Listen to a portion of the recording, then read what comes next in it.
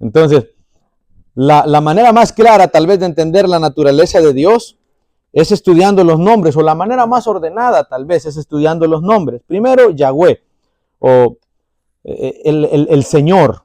Él es Señor sobre todo. Él es Señor sobre todo. Después, Elohim, Dios, el Shaddai, Dios Todopoderoso. Adonai, Señor y Amo. El Elión, Dios Altísimo. El Roy, Dios que me ve. Si se acuerda que en cada parte de la Biblia aparecen estos nombres, como mostrando, ¿verdad? Lo que prácticamente estos nombres lo que muestran es la magnitud o el poder del Dios a quien nosotros alabamos. Mire, Dios que me ve, Dios eterno, el Señor proveerá, el Señor que sana, el Señor es mi bandera, el Señor es mi paz, el Señor de los ejércitos, el Señor es mi pastor. Busque cualquier necesidad que haya en su vida que uno de estos nombres no la supla. Cualquier necesidad que haya en su vida que uno de estos nombres no la supla.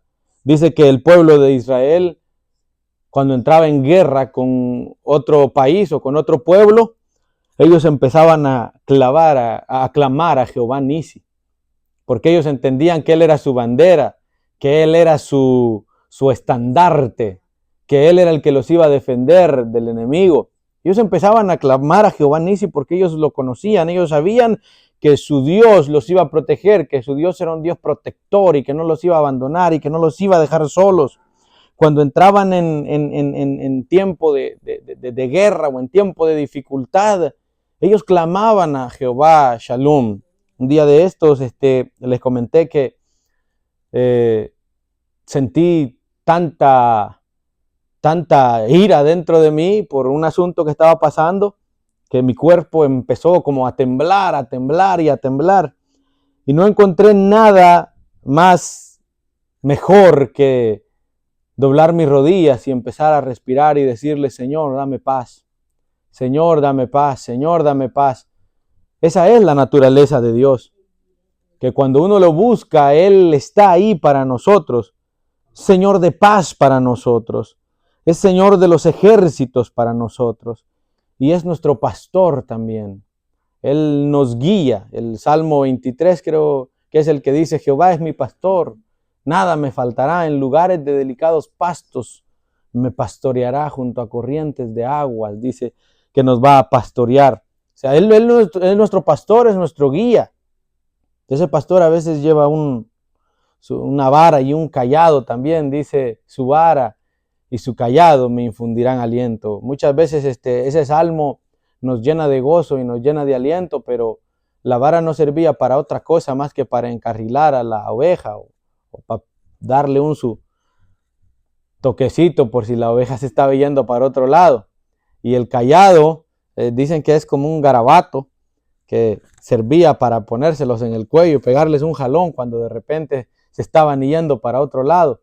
En realidad este salmo lo que nos quiere decir es que si Dios es realmente nuestro pastor, tenemos que obedecerle, y si no le obedecemos, Él tiene la autoridad de pegarnos un jalón o un varacito por ahí, ¿verdad? Entonces la naturaleza de Dios para con sus hijos es protector. Para con sus hijos Él los protege.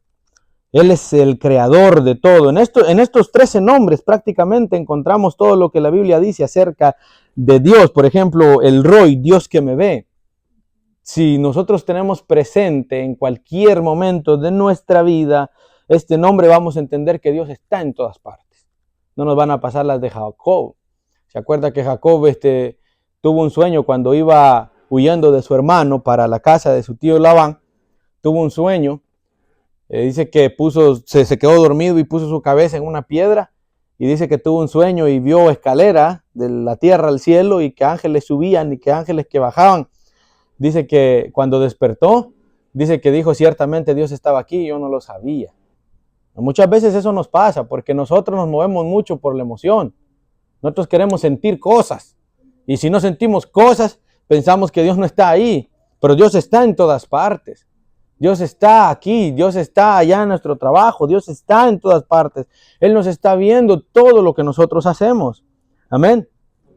Y una de las cosas que quizás es lo que más hoy en día nosotros clamamos debido a los problemas que hay es Jehová Jireh.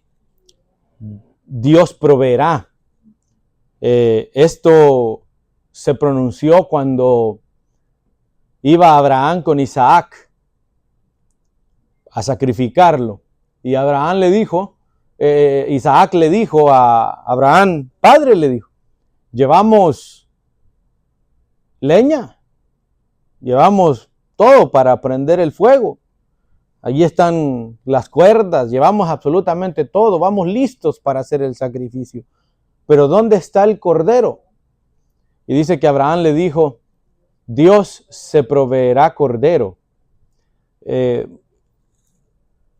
A mí me llama bastante la atención porque fíjese que Abraham iba obedeciendo a Dios y iba listo para sacrificar a Isaac, así como Dios se lo había dicho. Pero como que si sabía que de todas maneras no iba a terminar matando a Isaac, que tarde o temprano Dios le iba a dar un cordero. Y aún cuando estaba listo ya con el cuchillo para acabar con la vida de Isaac y sacrificárselo, así como Dios se lo había dicho, escuchó una voz y se detuvo del sacrificio.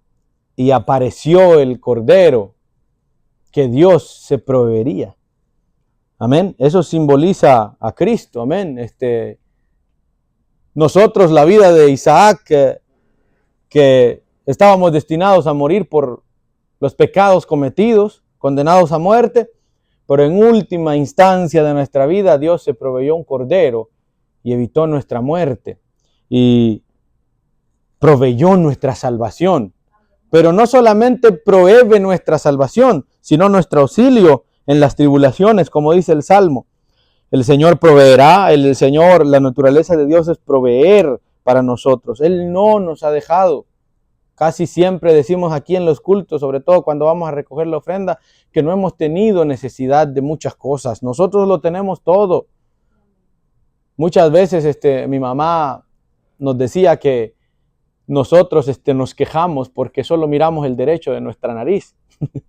Ella nos decía eso porque es cierto, muchas veces nosotros lo que nos hace falta es ver hacia el exterior y darnos cuenta de lo que sufre la otra persona para nosotros entender de que realmente estamos bien. Quizás nuestros problemas son graves, pero en comparación de otras personas, Dios ha sido más que bueno y más que misericordioso con nosotros. Él ha proveído todo lo que hemos necesitado. Y otro que se clama hoy en día es Jehová Rafa. Porque hay tantas enfermedades hoy en día que se necesita sanidad divina. Las personas, la gente está desesperada por sanidad divina. Necesitamos sanidad divina. Casi todos padecemos algún tipo de enfermedad. Entonces los israelitas, cuando eran azotados por cualquier tipo de enfermedad o epidemia que acontecía, ellos decían Jehová Rafa y lo clamaban y sabían dentro de ellos que Él los iba a sanar y que Él los iba a proteger de cualquier epidemia o enfermedad que estuviera pasando. ¿No cree que es maravilloso estudiar la naturaleza de Dios? El Shaddai, Dios todopoderoso. Todopoderoso.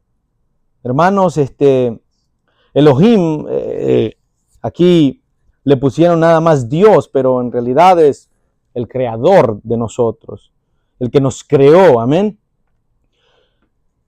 Cuando decimos Shaddai, no estamos diciendo que Dios tiene las cosas que son buenas bajo control. No, estamos diciendo Dios todopoderoso. Mire, pongámoslo de esta manera. Si Dios tiene control solo de las cosas buenas que pasan en el mundo, Dios tiene control de muy poco entonces. Porque las cosas buenas que suceden en el mundo, que pasan en el mundo, son muchísimo menos que las cosas malas que suceden. Dios tiene control absolutamente de todo. Como le decía al principio, hay cosas que suceden que nosotros no nos las podemos explicar, pero no es que a Dios se le hayan salido de las manos, es que Dios tiene el control, nada más que Él está diseñando un plan. Cuando decimos Jehová Shaddai, le estamos dando todo el tipo de poder a Dios. Le estamos dando el control sobre todas las cosas. Le estamos dando el control sobre el gobierno de los Estados Unidos, le estamos dando el control sobre la Unión Soviética, le estamos dando el control sobre Centroamérica, le estamos dando el control sobre África. Él tiene el control. Y lo único que nosotros estamos haciendo, diciéndole Jehová Shaddai, es reconociendo el control, reconociendo su dominio, reconociendo su poder, sabiendo que todo está bajo su dominio, como dice el Salmo 24. De Jehová es la tierra y su plenitud, el mundo y los que en él habitan. Todo, absolutamente todo. ¿Por qué sucede entonces? ¿Por qué Dios hace estas cosas? No lo sabemos. Lo único que sabemos es que tiene una buena razón, porque Él es bueno. Amén. Porque Él es bueno. Dios es infinito, por tanto es imposible conocerlo. Pero en las Escrituras, Él se ha dignado a dejarnos información acerca de Él. Por ejemplo, dice que Dios es santo y Dios es justo. Entonces, con esos nombres, usted puede determinar que uno de los atributos de Dios es santidad. Uno de los atributos de Dios es justicia. Él es justo. Entonces, no hay injusticia en Él. Entonces, no hay inmundicia en Él. Y puede ir más o menos determinando el carácter de Dios. ¿Qué le gustaría a Dios que nosotros hiciéramos con nuestra vida? ¿Qué le gustaría? ¿Cómo Dios se sentiría cómodo con nuestras acciones? Podemos determinarlo por medio de la palabra y por medio de los atributos de Dios. Porque si usted conoce a una persona, usted conoce lo que le va a disgustar a esa persona y usted conoce lo que va a poner feliz a esa persona. Por eso Dios quiere que nosotros lo conozcamos a Él, porque si nosotros lo conocemos a Él, vamos a hacer cosas que estén de acuerdo a su voluntad. Hablábamos la vez pasada que entre personas uno se puede llegar a conocer tanto que uno sabe lo que le gusta a aquella persona y que aquella persona se sienta feliz con nuestras acciones. Entonces, no se puede si usted no conoce a esa persona a profundidad. Por eso es que dicen por ahí que en el hogar o en el matrimonio es donde más las personas se conocen, porque es donde más se convive, donde más hay paz o donde más hay conflicto. O sea, está uno con esa persona interactuando muchísimas veces. La Biblia dice que hay que perdonar 70 veces, pero estaba escuchando a un maestro de la Biblia que esa definición Jesús la hizo a diario, 70 veces 7. Entonces, si Dios dice que nosotros tenemos que perdonar 70 veces 7 a diario, es difícil que con una persona que usted no conviva tenga interacción, ni siquiera 70 interacciones al día, mucho menos 70 veces 7 interacciones al día, 70 por 7. Es difícil. Mucho más allá que tenga que perdonarlo 70 veces 7. Si es por día, estamos lejos de eso, pero la persona con la que más interacción podamos llegar a tener es aquella persona que más conocemos. Entonces, Dios quiere que nosotros, Dios quiere ser esa persona que nosotros conozcamos más, porque Dios nos conoce a nosotros. Dios nos conoce a nosotros. Él anda con nosotros por todas partes. Entonces, Él quiere que nosotros lo conozcamos a Él para que nuestras acciones sean como su voluntad. Y como las de Jesús, exactamente. ¿Qué diferencia hay entre los atributos y los nombres de Dios? Los nombres indican su ser, lo que Él es. Y los atributos muestran varias facetas de su carácter. Vamos a ver. Dios es omnipotente, omnipresente, omnipotente, es todopoderoso. Él abarca todo lo que existe. Él creó todo lo que existe. Omnipresente es que puede estar en todas partes. ¿Ha escuchado por ahí que hay cosas que Dios no puede hacer?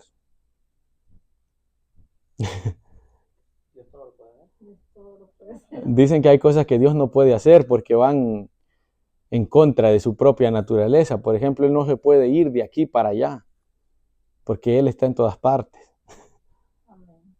Él no puede subir, Él no puede bajar porque Él está en todas partes. Él lo llena todo. No puede irse de aquí para el cielo, no para hacer un viaje y alistar su maleta e irse. Él es omnipresente. Omnipresente quiere decir que Él está en todas partes. Solamente que el Espíritu de Dios se puede ir de nosotros si nosotros estamos haciendo lo contrario. Sí, pero hay una manera de poder definir eso, porque el Espíritu de Dios puede, No se va, pero se contrista. puede contristarse y quizás poner un corte en la relación entre nosotros, pero sigue estando ahí. Sí, sí.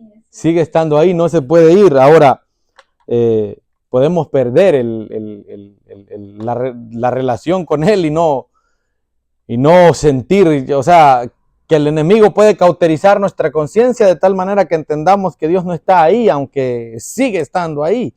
Amén. Sigue estando ahí.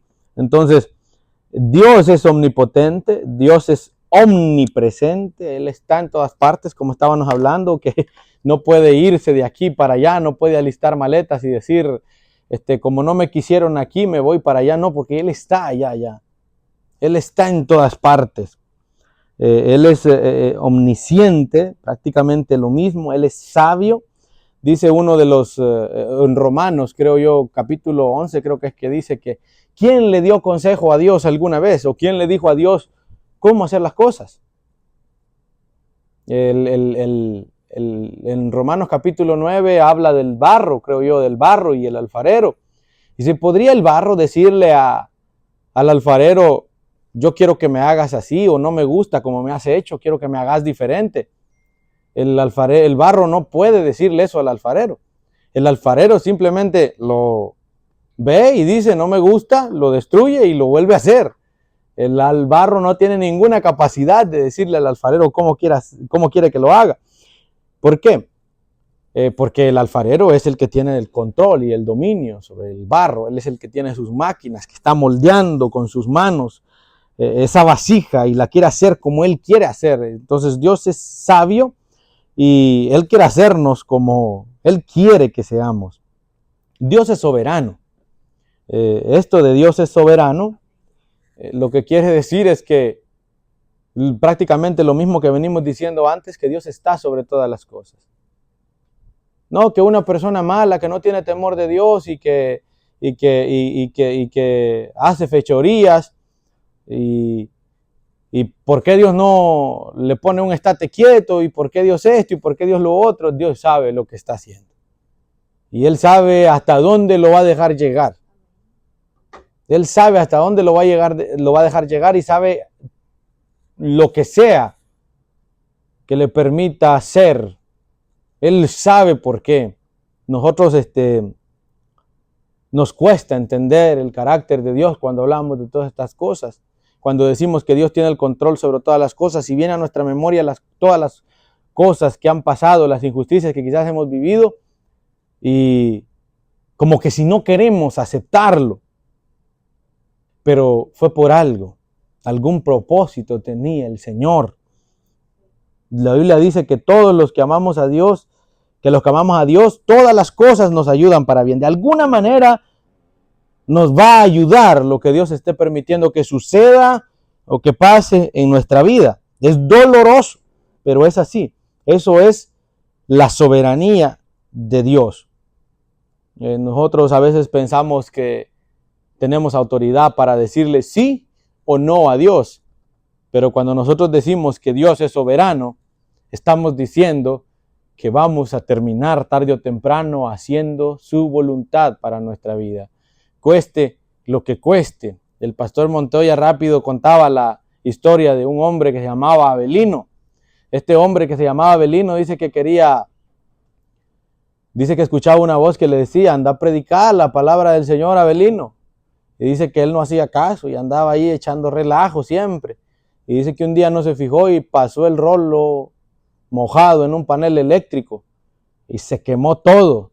Y dice que todo enllagado estaba en los púlpitos y decía, miren, no quise obedecer a Dios antes y miren cómo estoy ahora, haciendo siempre lo que el Señor quiso, pero ya todo desgraciado prácticamente. Entonces nosotros tenemos que entender eso, que si Dios tiene un propósito en nuestra vida, Él lo va a llegar a cumplir cueste lo que cueste. Así de sencillo. ¿Por qué razón? Porque Él es soberano y porque ninguna persona puede decirle que no al Señor cuando el Señor ha fijado un propósito. Como Jonás, exactamente. Ese siempre terminó haciéndolo. Bravo, pero lo hizo. Mejor hacerlo contento. Después canta o hace una oración donde se humilla a Dios. Y le dice aquí. Sí. Es mejor obedecerle a Dios con todos nuestros miembros y quizás podemos aplicar aquel versículo que dice, aquel proverbio que dice, joven, dice, acuérdate de tu Creador en los días de tu juventud, antes que vengan los días malos en los que digas, no tengo de ellos contentamiento. Yo ya me estoy poniendo viejo, ya me siento que me duelen los huesos, ya empecé a experimentar que de repente el dolor en los pies no me deja dormir. Un día de estos estaba con un gran sueño, me ardían los ojos, pero me dolían los pies y no podía dormir por el dolor que sentía en los pies. Y dije yo, hoy sí ya creo que me van dando los años, porque últimamente cerraba los ojos y hasta el otro día me doliera lo que me doliera, pero ahora resulta que un dolor de pies no me deja dormir. Entonces me pongo a pensar, hice todo lo que pude para la obra del Señor. Prácticamente desde los 22, 23 años le he dado sin parar, unos 8 años corridos, creo yo. Mis hijos han dormido debajo de las bancas de las iglesias donde hemos estado. Lo he dado todo. Si me toca que bajar un poquito el ritmo, no voy a sentir pena. Me voy a sentir gozoso, ¿verdad? Para mí mejor si estoy aquí, ¿verdad? Los viernes, hablando de la Biblia para que usted le dé con todo. Porque, hermano, no se siente mal uno desgastarse para el Señor. Haber tratado de hacer la voluntad de Dios. No pudimos hacerla al 100%, porque nos faltaron recursos, porque nos faltó sabiduría muchas veces, actuamos mal, no pudimos hacer todo lo que teníamos pensado hacer para el Señor, pero lo intentamos. Y ese lo intentamos sale de mi boca con un suspiro nostálgico de agradecimiento, de satisfacción. Lo intenté. ¿Podrá decir esto una persona que no trabajó para el Señor y que lo viene a intentar ya cuando quizás su cuerpo no tiene fuerzas? He escuchado a un montón de personas, ancianos, decir, ¿cuánto hubiera querido yo venir a los caminos del Señor de joven? Porque ellos hubieran querido hacer la voluntad de Dios cuando ellos tenían sus fuerzas, cuando ellos podían hacerlo. Y no obedecieron al Señor y están cumpliendo el propósito de Dios ya un poco tarde. Eso es lo que nosotros podemos hacer, retrasar el propósito de Dios en nuestra vida. Y por eso es que el cristiano sufre. Si el cristiano no atrasara el propósito de Dios en su vida y entendiera que Dios es soberano y que está sobre todas las cosas y que de todos modos tarde o temprano se va a resultar haciendo su voluntad, empezaría desde ya para no sufrir tanto. No se detendría a pensarlo siquiera.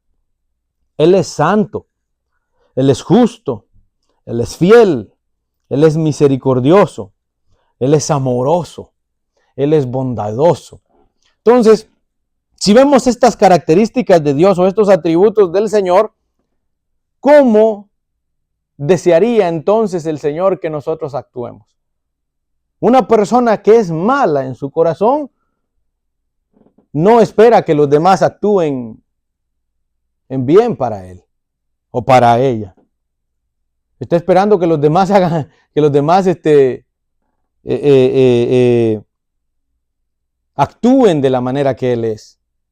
Dios está esperando que nosotros actuemos de la manera que Él es. ¿Cómo es Él? Sabio, santo, justo, fiel, misericordioso, amoroso y bondadoso. Él está esperando que nosotros seamos como Él es, que nosotros actuemos como Él es. ¿Se imagina cualquiera de estos atributos o cualquiera de las acciones que nosotros hemos hecho en la vida? Todos hemos hecho cosas malas alguna vez, todos hemos cometido más de algún error alguna vez, y sabemos que en medio de estos atributos hay una acción que nosotros hemos hecho que le ha desagradado a Dios, que no le ha agradado a Dios. Por ejemplo, muchas veces no hemos sido fieles, muchas veces no hemos sido justos, muchas veces no hemos sido misericordiosos. ¿Cuántas veces no hemos sido amorosos? ¿Cuántas veces nos ha fallado la bondad? Y hemos decepcionado a Dios y hemos actuado de la manera que... hemos actuado absolutamente lo contrario a lo que Dios quiere de nosotros. Dios es todo esto, hermanos. Dios es todo esto. Omnipotente, poderoso, soberano. Pero, ¿por qué un Dios de amor creó tantos sufrimientos? Esta es la pregunta que los de la filosofía quizás más se hacen. Una persona que no quiere creer en el poder de Dios, o que no quiere creer simplemente en el Evangelio o en el mensaje de un Dios amoroso, viendo tanto sufrimiento en el mundo. ¿Sabe? Parece ser que muchos nos enfocamos más en las cosas malas o en los sufrimientos que en el bien. Entonces, simple la manera de explicarlo. El mal y el sufrimiento son el resultado de la ausencia de Dios en la vida del ser humano. Todo donde Dios está y donde Dios se manifiesta es bueno, pero mientras más malo un hombre es, más falta le hace Dios, más lejos está de Dios, menos conoce a Dios. Hicieron un estudio una vez acerca del mal y determinaron que el mal no existe, que es un nombre que nosotros los seres humanos inventamos para dar a entender la falta que una persona tiene de Dios. Si una persona es mala porque no tiene a Dios en su vida, por eso es que es mal. Le hace falta el bien, le hace falta el amor de Dios en su vida, por eso es que es malo. Entonces el mal es la ausencia del bien, la ausencia del bien en el hombre. Y hemos hablado muchas veces que un niño que nace y crece, si no hay quien lo corrija, es un ser humano, es un futuro delincuente o es una persona que está en estado de descomposición. ¿Por qué? Porque no hay quien lo corrija, no hay quien lo enseñe y por naturaleza va a buscar hacer el mal. ¿Por qué? Porque hay ausencia de bien. No hubo quien lo instruyó, no hubo quien le enseñó. Hay ausencia del bien ahí en esa persona. Por eso es que tiene maldad en su corazón. Vamos a seguir al siguiente, amén. La Trinidad de Dios.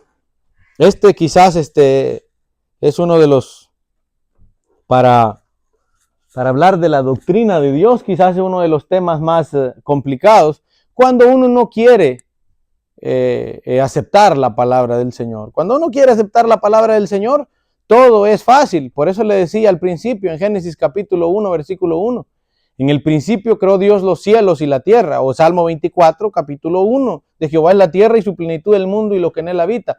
Si nosotros creemos estos pasajes bíblicos, todo lo demás es fácil de creer, es fácil de aceptar. Pero muchas personas simplemente cierran su corazón y no quieren verlo o no quieren aceptarlo. Pero la Trinidad de Dios está plasmada en las Escrituras. Podríamos decir entonces que hay tres dioses, o como muchos dicen, Dios de tres cabezas, dicen algunos. No, Dios es uno, compuesto. De hecho, El versículo de Deuteronomios que dice Jehová vuestro Dios uno es, el texto original dice uno compuesto de varios. Nosotros somos una iglesia compuesta de varios, nosotros somos un cuerpo y en nuestro cuerpo hay varios miembros, amén, pero seguimos siendo uno. Va a decir la mano, no, yo no soy un cuerpo. Imagínense que me diga la mano, yo no soy un cuerpo contigo, y la otra que me diga lo mismo. No tiene sentido, somos un cuerpo compuesto de varios miembros. Un triángulo tiene 3 puntas, pero sigue siendo una figura geométrica. No por tener 3 puntas, el triángulo deja de ser un triángulo y nos enfocamos en las 3 puntas. Sigue siendo un triángulo, sigue siendo una figura geométrica.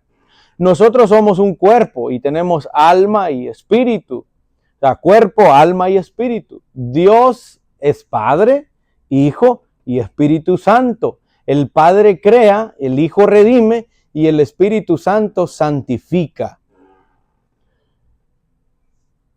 Me gusta eso. El Padre crea, el Hijo redime y el Espíritu Santo santifica. La obra que Dios hizo con nosotros en el principio, la echamos nosotros mismos a perder. El hombre mismo la echó a perder. Entonces, ¿qué? Vino el Hijo a redimirnos y esa redención necesita la obra santificadora del Espíritu Santo para que esa redención pueda ser efectiva. Si el Espíritu Santo no está trabajando en nuestra vida, la redención no es efectiva. Porque ¿qué vamos a decirle a las personas? Que Dios nos ha redimido, pero somos el mismo de antes. O somos peor quizás. No, el Espíritu Santo tiene que estar trabajando en nuestra vida. Desde el momento que nosotros recibimos redención, el Espíritu Santo no deja de trabajar en nosotros. Porque el objetivo del Espíritu Santo es presentarnos a nosotros como iglesia sin mancha y sin arruga en el día postrero. Entonces, no hay manera de que uno de estos deje de trabajar en nosotros. Dios trabaja en nosotros. El Hijo nos ha redimido en la cruz del Calvario y el Espíritu Santo nos santifica. Es difícil de entender. Pues yo creo que para mí no, ni para alguien que quiere entenderlo. Es difícil para entenderlo para una persona que no quiere entenderlo. Hay personas que no quieren entenderlo y no lo van a entender porque, bueno, tal vez el príncipe de este siglo ha cegado su entendimiento, como dice la Biblia. La palabra Trinidad no está en la Biblia. ¿Cómo pues hablamos de Trinidad de Dios? Es un vocabulario teológico para entender la divinidad de Dios. Es difícil de entender para nosotros, pero está plasmado en las Escrituras más que cualquier otra doctrina. Que sea difícil para entender para nosotros no quiere decir que no sea. Que Dios tiene control aún del mal. Que sea difícil para nosotros entenderlo no quiere decir que no sea verdad. No quiere decir que no sea real. O sea, nosotros no podemos entender, no podemos creer que real es aquello que entendemos y nada más. Simple y sencillamente está ahí plasmado en las Escrituras. ¿Por qué? Porque cuando están crucificando a Jesús, Jesús ve al cielo y le dice: Padre, perdónalos porque no saben lo que hacen. Y cuando Jesús está a punto de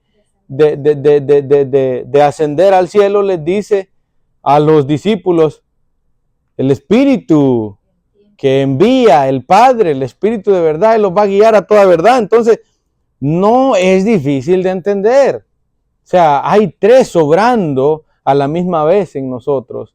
Y uno también dándole palabras a Isaías, dándole palabras a los profetas de que iba a venir alguien y que iba a redimir el pecado de los hombres, y después habla de la operación que el Espíritu Santo hace en nosotros o en la iglesia cuando descendió y está aquí y sigue trabajando aquí con nosotros. Entonces no hay manera de creer que Dios es solo 2. o que Dios es solamente Jesús. Es antibíblico, no hay manera de entenderlo fuera de las Escrituras. La Trinidad, un solo Dios, tres personas eternas. Hijo no es Padre, Padre no es Espíritu Santo. Está una como figura de triángulo. Padre es Dios, Hijo es Dios y Espíritu Santo es Dios. Así que si el Espíritu Santo está presente con nosotros, Dios está presente con nosotros.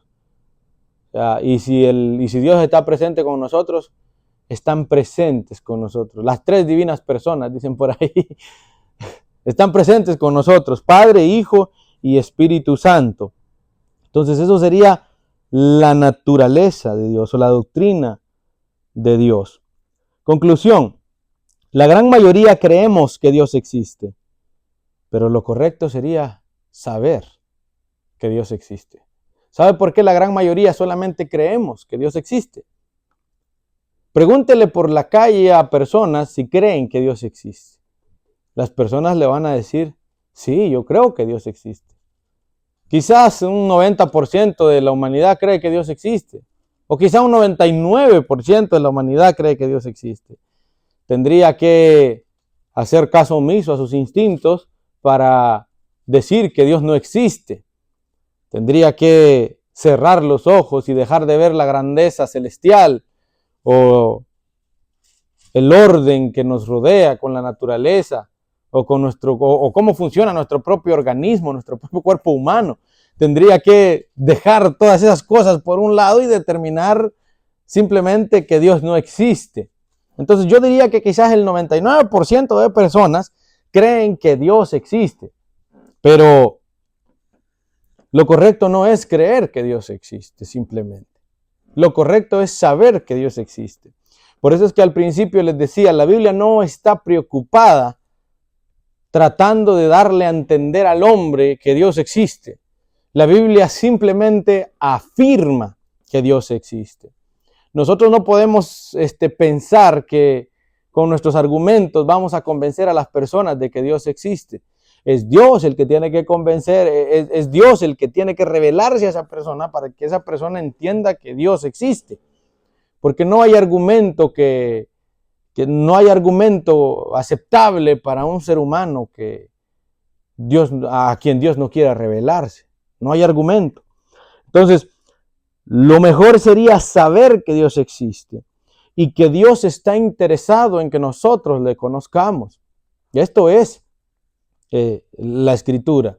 Él quiere que nosotros leamos las Escrituras para simplemente llenarnos de sabiduría y saber un sábelo todo y ser un sábelo todo al final del día y ir por ahí presumiendo que hemos sido capaces de ejercitar la memoria y aprendernos muchísimos versículos bíblicos. Gloria a Dios por los hombres de Dios que tienen tan buena memoria al grado de aprenderse libros enteros de la Biblia, ¿verdad? Gracias a Dios por ellos, pero Dios no quiere solamente que nosotros memoricemos mecánicamente versículos bíblicos, sino que esos versículos que leemos nos sirvan para conocerlo a Él. Dios no quiere que nosotros estemos aquí simplemente estar por estar, porque he decidido que mi vida mi vida puede ser mejor si estoy en la iglesia. No, Él está interesado en que nosotros le conozcamos.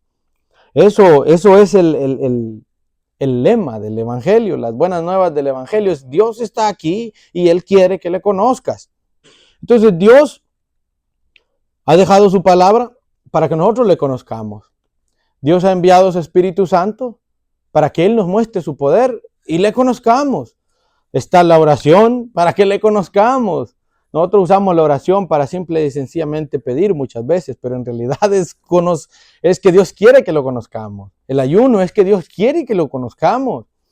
En el libro de Ezequiel parece que estaba leyendo por ahí de que hay 50 veces se repite la palabra y sabrás que yo soy Jehová el Señor tu Dios. Imagínense, en el libro de Ezequiel, y sabrás que yo soy Jehová tu Dios. Mire, es increíble. Aquí anoté algunos pasajes, pero Dios lo que le dice al pueblo ahí en Ezequiel es, mire lo que les dice, Yo voy a permitir que ustedes sean llevados cautivos y que sean dispersados por toda la tierra y que de ustedes no haya prácticamente uno a quien el ser humano pueda reconocer. Está pasando ahora, Israel, el reino del norte, desapareció prácticamente, no se sabe dónde están. Las tribus perdidas le llaman hoy en día. Es la palabra que Dios le dio a Ezequiel. Voy a permitir que ustedes sean cautivos y voy a dejar que sean esparcidos por todas partes del mundo de tal manera que ni un ser humano sea capaz de identificarlos. Pero después, dice, los voy a traer otra vez de regreso y sabrán que yo soy Jehová el Señor. O sea, casi todo es para que nosotros sepamos que Jehová es el Señor, es Dios.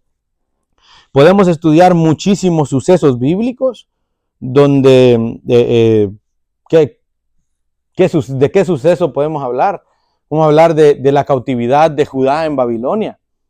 Pues la Biblia dice que Dios permitió, dice, que fueran llevados cautivos para que la tierra descansara y para librarlos de la muerte, dice, porque si no hubieran sido llevados cautivos, los vecinos, los pueblos vecinos los hubieran matado, los hubieran terminado. Y usó al profeta Ezequiel, usó a Daniel, usó a Jeremías,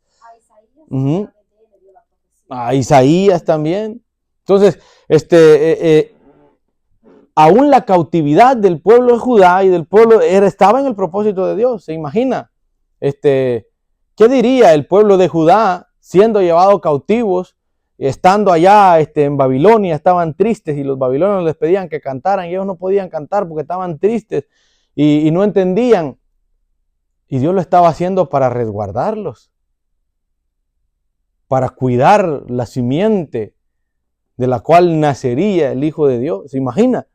O sea, muchas veces, hermanos, nosotros estamos pasando momentos difíciles, pero en realidad no tenemos idea del propósito que Dios tiene en nuestra vida.